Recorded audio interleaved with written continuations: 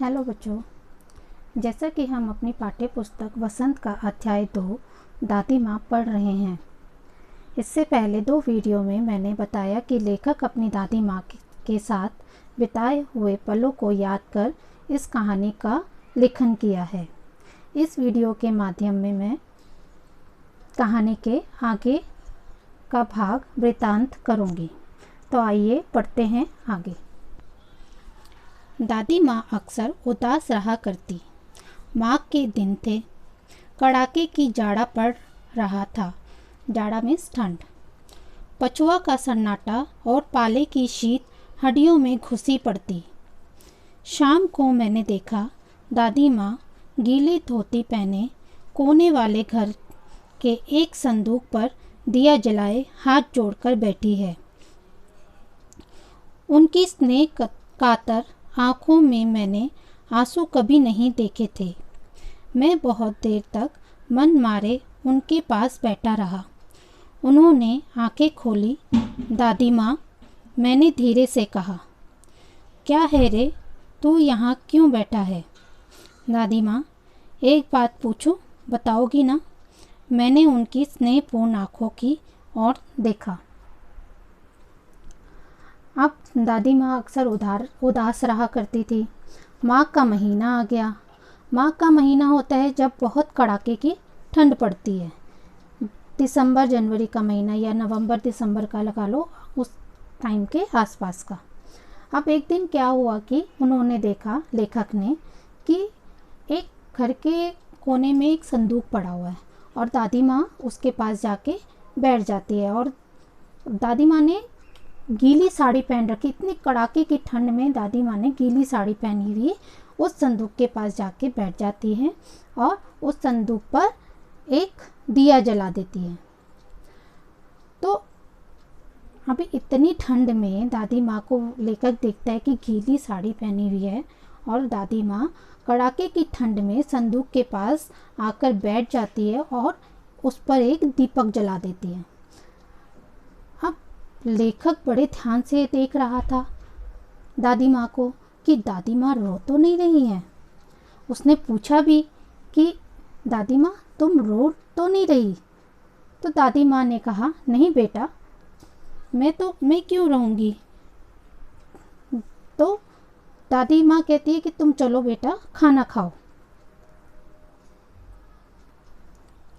क्या है, पूछ, तुम रोती थी? दादी माँ मुस्कुराई। पागल, तूने अभी खाना भी नहीं खाया ना? चल चल, धोती तो बदल लो। दादी माँ, मैंने कहा। मुझे सर्दी नहीं लगती बेटा। वे मुझे खींचती रसोई में ले गई।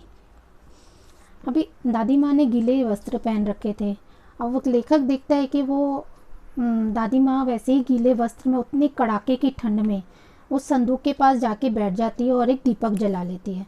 अब लेखक को लगता है दादी माँ, जो कभी लेखक ने दादी माँ को रोते हुए नहीं देखा था, अब लेखक बड़े ध्यान से देख रहा था दादी माँ को कि दादी माँ रो तो नहीं रही है। तो वो एक टक से वो अपनी दादी माँ को देखता रहा। तो वो दादी माँ से पूछ ही लेता है कि दादी माँ, तुम रो रही हो क्या? तो दादी माँ ने मुस्कुराते हुए कहा कि मैं क्यों रोऊंगी, चलो तुमने कभी तक खाना नहीं खाया है, चलो तुम खाना खा लो। तो लेखक कहता है कि दादी माँ, पहले अपनी धोती तो बदल लो, इतनी भीगी हुई हो, इतनी ठंड है, तुम्हें ठंड लगेगी। तो दादी माँ कहती है कि मुझे सर्दी गर्मी नहीं लगती है, तुम चलो खाना खा लो, और रसोई की तरफ खींचती हुई ले गई। सुबह मैंने देखा चारपाई पर बैठे पिताजी और किशन भैया मन मारे कुछ सोच रहे हैं। दूसरा चारा ही क्या है? बाबू बोले, रुपया कोई देता नहीं, कितने के तो अभी पिछले भी बाकी हैं। वे रोने रोने से हो गए।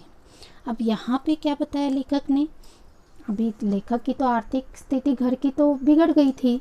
अब पिताजी जो थे लेखक के और किशन भैया, एक दिन उसने देखा कि पिताजी और किशन भैया बैठे हुए कुछ सोच रहे हैं, क्योंकि उनकी आर्थिक स्थिति अच्छी नहीं थी और किसी से उधार भी मांगते तो कोई देता नहीं था, क्योंकि अब वो उधार मांगने जाते तो वो लोग बोलते कि भाई पहले का जो बकाया है वो नहीं दिया अभी तक, तो तुम और मांगने चले आए।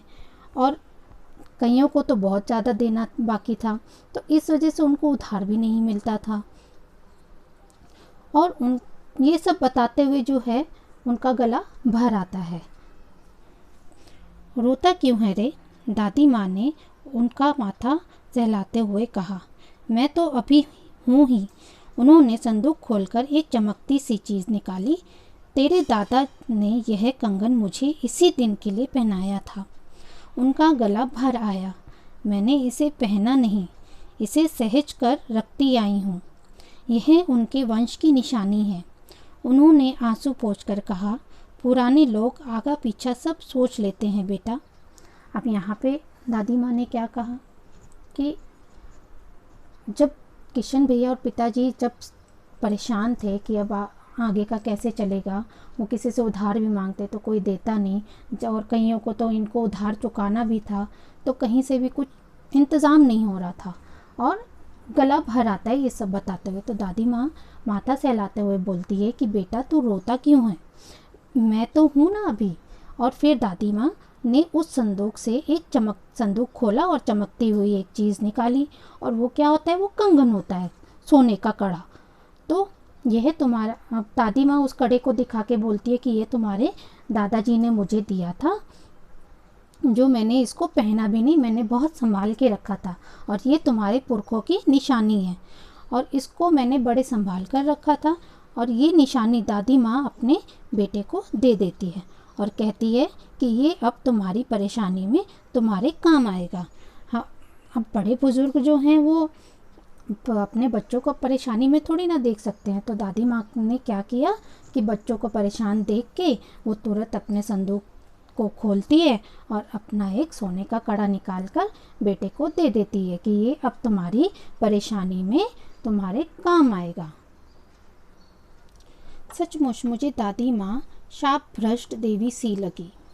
धुंधली छाया विलीन हो गई, विलीन मतलब गायब हो गई। मैंने देखा दिन काफ़ी चढ़ाया है। पास के लंबे खजूर के पेड़ से उड़कर एक कौवा अपनी घिनौनी काली पांखें फैलाकर, पांखें में पंख, मेरी खिड़की पर बैठ गया। हाथ में अब भी किशन भैया का पत्र काँप रहा है। काली चोटियों सी कतारें धूमिल हो रही हैं। आंखों पर विश्वास नहीं होता। मन बार बार अपने से ही पूछ बैठता है, क्या सचमुच दादी माँ नहीं रही? अब यहाँ पे अंतिम पहरे में लेखक क्या कह रहा है, और अंत में लेखक ने कहा है कि दादी माँ जो उसको एक देवी के समान लगती थी, और आज जो छाया है दादी माँ की, जो एक छाया है वह गायब सी होती जा रही है। उसने देखा कि काफ़ी दिन चढ़ाया है। एक खजूर के पेड़ पर वहाँ एक कौवा बैठा हुआ था, काले पंख फैलाकर उसकी खिड़की पर आकर बैठ जाता है, और हाथ में वहीं किशन भैया का पत्र जिसमें लिखा था दादी माँ नहीं रही है, वो पत्र उसके हाथ में है, और वह बड़ा ही परेशान हो रहा होता है, आंखों से आंसू निकल रहे हैं। तो लेखक है जो, वह काली चींटी की जो चींटियाँ होती हैं उसी के समान, अब चींटियाँ जो होती हैं, काली चींटी देखा है कभी, लाइन से जाती है तो एक रेखा के समान लगती है, तो यहाँ पे उसी को ही बताया है कि वह काली चींटी की जो चींटियाँ जो चल रही हैं उसके समान एक रेखा दिखाई दे रही है। तो इस कहानी से हमें ज्ञात होता है कि हमें अपने बुज़ुर्गों का सम्मान करना चाहिए, क्योंकि उन्होंने अपना जीवन सब कुछ अर्पित कर दिया है, और जीवन में अर्पित करने के लिए अब जो भी है उन्होंने अपने सुखों का त्याग कर हम लोगों को दिया है, इसलिए जो है आज हमारा जीवन जो है वो सुंदर है। अब बड़े बुज़ुर्ग क्या होते हैं, कभी भी अपने बच्चों को परेशानी में नहीं देखते, वो कुछ ना कुछ इंतज़ाम कर ही देते हैं।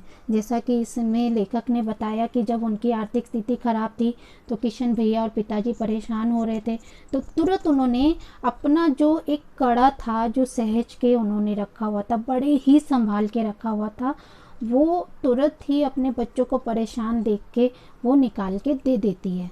तो इसीलिए कहा गया है बच्चों कि हमें अपने बड़े बुज़ुर्गों का सदा सम्मान करना चाहिए, उनका ध्यान रखना चाहिए। जीवन में उन्होंने बड़ी कठिनाइयाँ उठाई हैं हमें यहाँ तक ऐसा जीवन देने के लिए। तो इस कहानी से हमें यह पता चलता है कि हमें अपने बड़े बुजुर्गों का ध्यान रखना चाहिए और उनका सम्मान करना चाहिए। तो बच्चों, यहाँ इस वीडियो द्वारा हमारा अध्याय समाप्त होता है। मैं आपसे आग्रह करूँगी कि इस पाठ को अच्छे से समझने के लिए तीनों पाठ को ध्यान से सुने व समझें। मैं आशा करती हूँ आपको यह पाठ समझ आएगा। धन्यवाद।